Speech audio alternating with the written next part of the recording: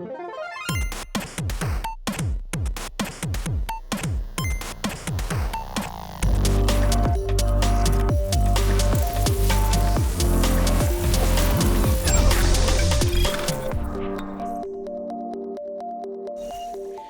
to Innovation in Gaming. In this episode, we will dive into user-generated content.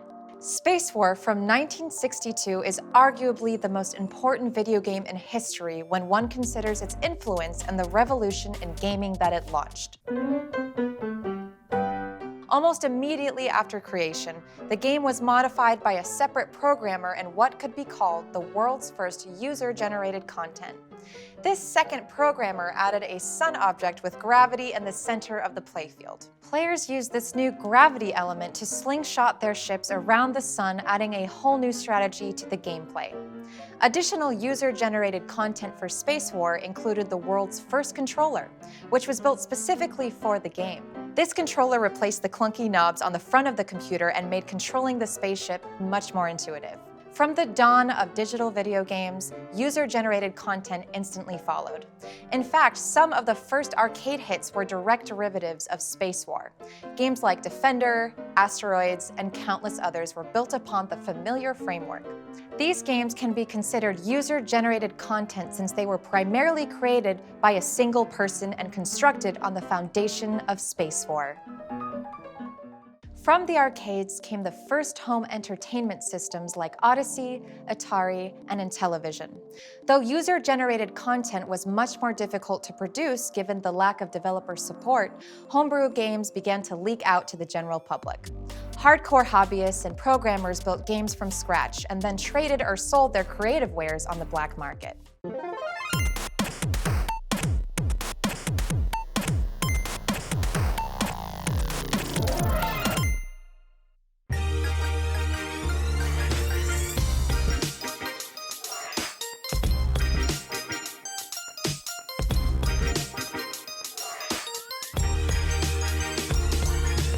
Awesome, I'm standing here with Chris.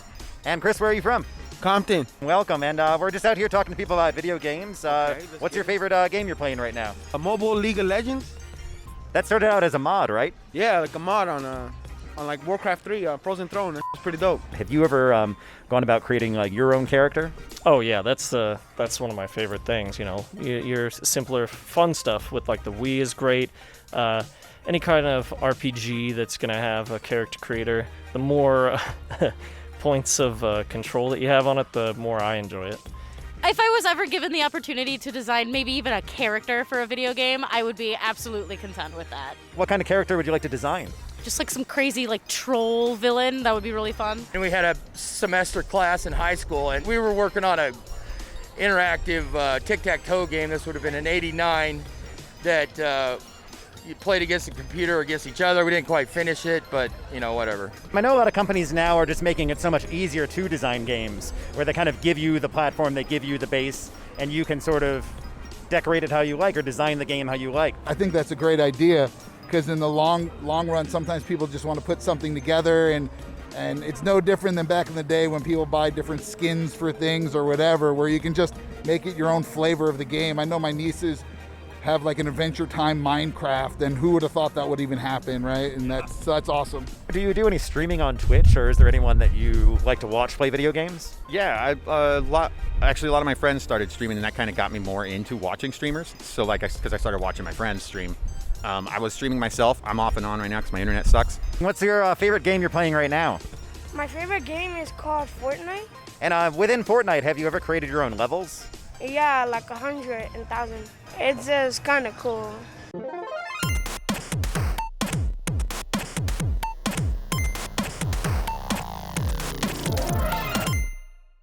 Gamers will always crack the code, and back in the day it was kind of underground and it was called modding. So, you would release a game and unintentionally the passionate gamers would get into the back end and break the code and then start creating pieces of code for your game that sometimes, depending on your attitude towards it, sometimes you'd try and shut it down.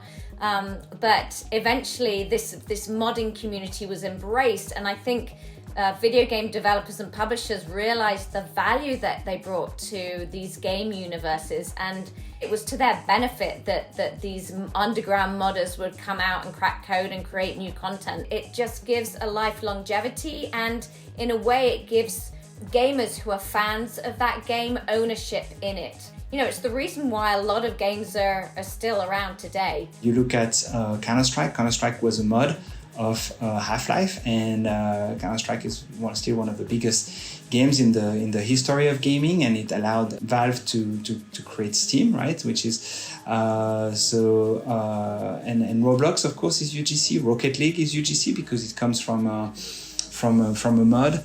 So there is a huge history of UGC in gaming. I love being able to play different games with new levels that, you know, the team didn't have time to create or just would have never created because they're working on these separate things. But you have these people coming in and creating, whether it's like, you know, adding a McDonald's map to Counter-Strike or something, or adding full new game modes. I mean, that's how like Dota 2 or League of Legends were born. They were born from user-generated content in Warcraft 3, and it's a huge industry now. As an artist, when somebody takes my work and messes with it, there's part of me that like, oh, why are you messing with my stuff? And so I can get that with some game companies not wanting people to mod their games, because you're producing an artwork, and that's what games kind of are. It's art. It's interactive art. And so I get that. It's their baby. They don't want people to mess with them. On the other hand, I play with modded games all the time, and I enjoy it, and they add things that the developers didn't have time to make or weren't a higher priority. Some of them are just wacky and fun and just complete goofball. Skyrim has a ton of just insane mods on there, user-generated content that's just absolutely wild, doesn't even fit in the game world, but it's there. There is a magic there when art can evolve from the community. The advent of PC modding, inexpensive PC components, and more powerful processors ushered in a new era of user-generated content. In the 90s, first-person shooters were all the rage, and with developers adding support in the form of level editors, thousands upon thousands of user-created levels extended the play of games like Doom 2, Half-Life, and Jedi Knight 2: Dark Forces. One interesting effect of user-generated content was playing Star Wars levels in Doom 2, or the ability to taunt your opponent with pop culture movie soundbites. There are no bounds to what users will creatively add to games, and we've seen some incredible and hilarious examples. The original Half-Life game by Valve was also pivotal in the user-created content realm. Half-Life spawned several influential user-created mods, such as Day of Defeat, a popular World War II mod, as well as Counter-Strike. Counter-Strike saw continued modifications and ultimately became the second most popular esports game to date, just trailing Dota 2. Minecraft is one of the greatest success stories in user-created content, with countless modifications for the game as well as a seemingly endless array of user-created machinima-style YouTube shows. We can't even begin to scratch the surface of user-created content with Minecraft, but there is no doubt that the modifications have played a key role in the game's success and longevity. Gary's Mod is also another user-generated content success story. It's continually been one of Steam's most popular games for 10 years running. The sandbox-style game uses Valve's physics engine to great effect, letting players create and play in endless ways. Not only are complete standalone games being created, but items such as skins, vehicles, and weapons are hugely popular in their own right. Warframe has sustained popularity long after the lifespan of a typical video game. Much of the ongoing success is due to the community of content creators working to create new skins for the game. Many of the user-created items have been adopted into the game by the developers. The ability to create unique looks and to build your own home and decorate it has become a big draw for the game. With access to powerful tools, a new generation of savvy game creators will be building incredible content for the foreseeable future. And what makes that fun, creating your own character? It's diverse. You gotta make it however you want. You can make it look like yourself. Have you ever created your own levels or your own games? Yeah, like spent time in Minecraft, kind of like building worlds there for a long time, which is a great way to pass the time because you just kind of like do your own thing, build your own world, and when other people are ready, you can like show it off and stuff. So Nice. Anything you're really proud of that you've created within that? did some like replica like cityscapes and stuff, which takes a long time, but it's got a pretty satisfying payoff once it resembles something real. Have you ever created your own levels, your own games? No, I haven't, but I play a game called Dreams. Like, it's all about user-generated content, so like it's cool just like getting down to the nitty-gritty and like exploring other people's imaginations. I love seeing what people can create just like when they're not getting paid and they're just making it just to make it because they love the aspect of like video games as an art form. I play a lot of Sims. It's just something about creating your own character. I know it's very mundane things, but it's just fun to create different characters that aren't typically what you see in video games. Like, oh, I can create a girl that kind of looks like me, or create like a whole different character and create personality with her that someone else didn't put in. It's like all my personalities or my thoughts I want in a person. And it also goes with my Animal Crossing game. Like, I really love Animal Crossing because I know you're just chopping down trees and like talking to your neighbor, but I get to put my personality in my character as I interact with my bear neighbor. So I'll run through some quick abbreviations with you and let's see how well you can do. So first one, real easy, is VR. Oh, virtual reality. Okay. Yeah, easy. And then we'll go to AR. Have you heard of that? Artificial reality? It's augmented. Augmented. So the third one that we're asking about is XR. Have you heard of that? No, but that sounds extreme. Is that what it is? Just reality. Just regular reality? Oh, well, that sounds boring. We should augment it.